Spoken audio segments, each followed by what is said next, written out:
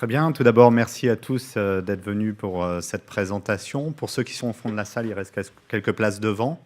Je vais commencer cette présentation en remerciant l'ensemble des interlocuteurs qui vont présenter leur retour d'expérience.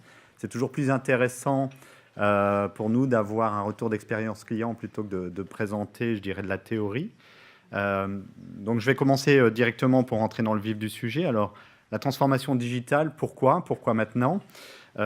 Aujourd'hui, aucun secteur d'activité n'échappe à la transformation numérique. C'est un sujet qui couvre depuis de nombreuses années. On va dire que c'est un sujet qui a démarré avec le développement d'Internet et la plupart des entreprises ont été contraintes de repenser leur modèle business.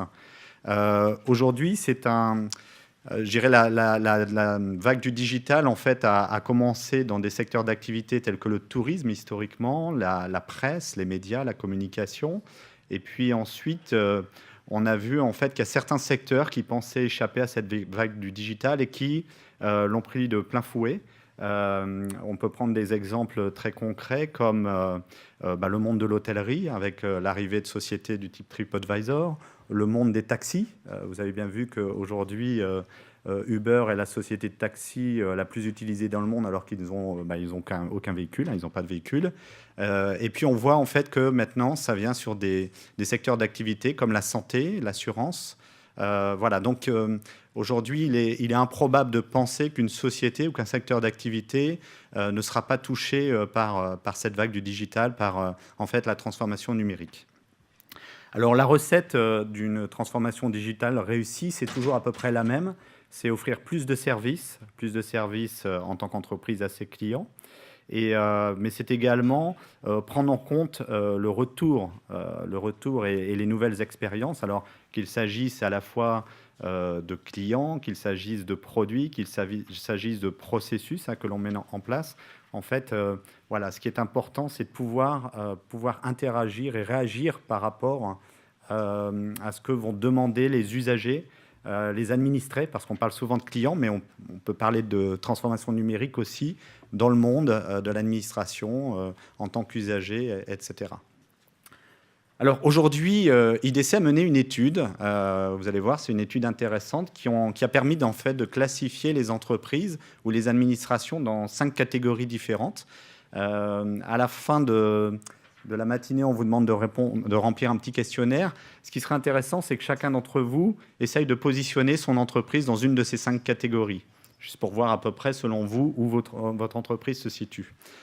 Alors, la première catégorie, et il y a encore beaucoup de sociétés dans cette catégorie-là, malheureusement, c'est la société qui est résistante à la transformation numérique. Alors, ça veut dire quoi? Ça veut dire que des initiatives numériques entre les directions métiers, les directions informatiques, si elles existent, elles sont complètement déconnectées. Elles sont faites de manière en silo. Elles sont absolument pas alignées ou faiblement alignées sur la stratégie globale de l'entreprise. Et en général, le retour d'expérience, l'expérience client n'est absolument pas prise en compte. Donc, c'est la société qui voit plutôt en fait le numérique comme il faut faire avec. C'est quelque chose sur lequel c'est un sujet sur lequel on doit travailler. Mais aujourd'hui, c'est une démarche qui est plutôt utilisée principalement pour répondre aux contraintes de sociétés plus agiles dans un domaine, je dirais, concurrentiel. Donc, ce n'est pas forcément la meilleure position à l'heure actuelle. Ensuite, on va trouver une deuxième catégorie qui est l'explorateur du numérique. Alors, quelle est cette société? En fait, c'est une société dans laquelle on va retrouver des directions métiers qui souvent sont proactives. Et ces sociétés se rendent compte qu'elles ont besoin de développer une stratégie numérique complète afin de pouvoir changer leur modèle de vente. C'est une démarche qui est souvent centrée sur le client dans un premier temps. Et là, on a, je dirais, un décalage entre l'expérience que l'on reçoit côté client et l'offre produit qui est mis à disposition sur le marché. Il y a souvent un décalage entre les deux. Il y a peu d'intégration. Et donc, on a, je dirais, un premier pas qui est intéressant, mais la progression, elle se fait de manière un peu exploratrice, comme on dit, projet par projet, et on ne peut pas l'industrialiser ou la reproduire. Ensuite, il y a une catégorie qui est intéressante, c'est le digital player. Donc là, on a des objectifs entre les directions métiers et les directions informatiques qui sont alignés, qui sont au niveau de l'entreprise. On essaye de créer des expériences produits, des expériences, donc de relier le produit, les expériences avec les besoins des clients.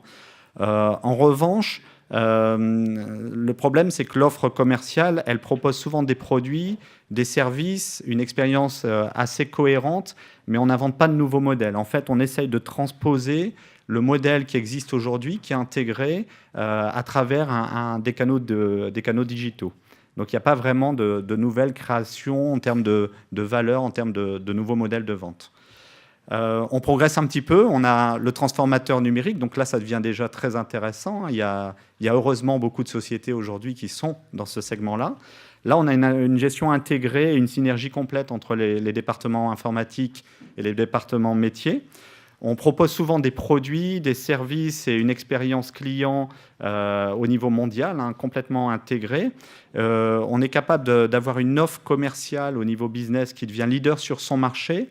En revanche, on n'est pas dans un modèle disruptif. C'est-à-dire on n'est pas en train de créer un nouveau modèle, on est en train de prendre de l'avance sur ses concurrents en ne se focalisant pas uniquement sur reproduire un modèle qu'on avait dans le traditionnel en digital. On a de la création de valeur, mais on n'est pas vraiment dans un modèle disruptif.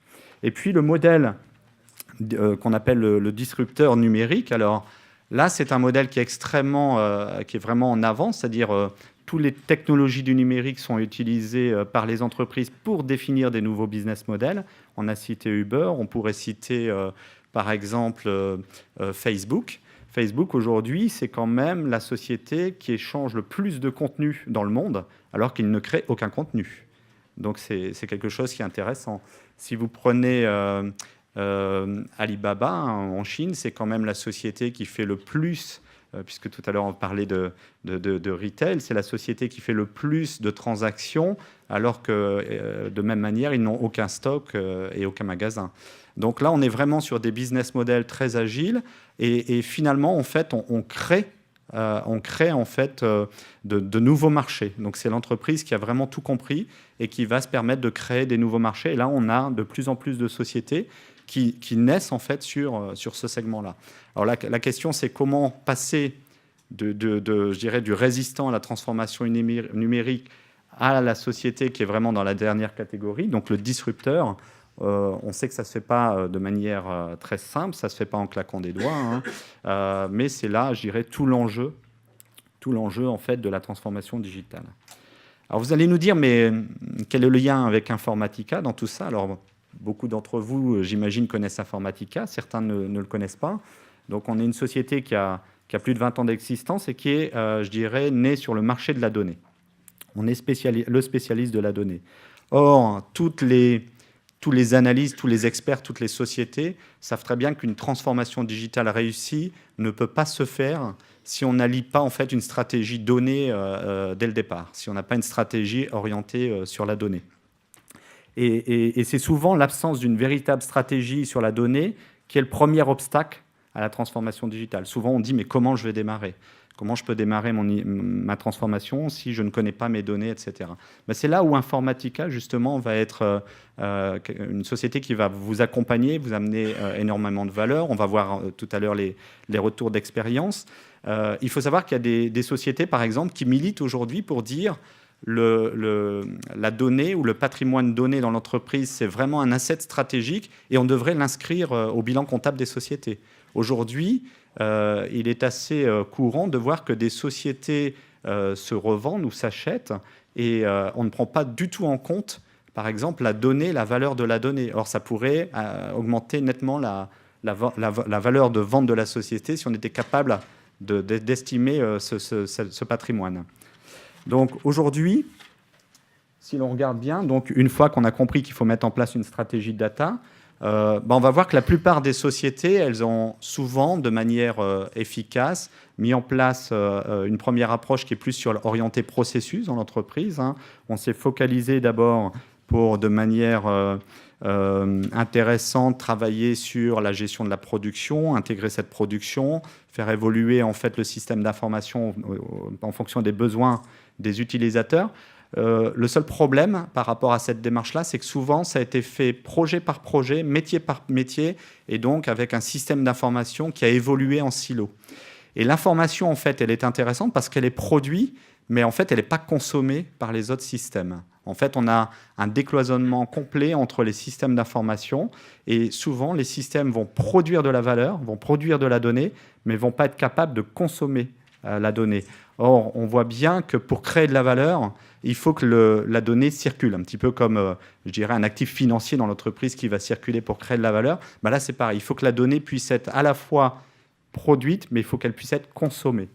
Et aujourd'hui, le premier enjeu en fait, d'une stratégie digitale réussie, ça va être de changer la place de la donnée dans la chaîne de valeur afin de pouvoir servir l'ensemble des besoins de l'entreprise et pouvoir mettre la donnée à la fois en tant que consommateur et créateur de valeur et également producteur de valeur. Et c'est sur l'ensemble de ce mécanisme complet qu'Informatica peut amener tout l'accompagnement, toute la valeur ajoutée et vous aider justement à suivre ou à démarrer ou à accélérer votre transformation digitale.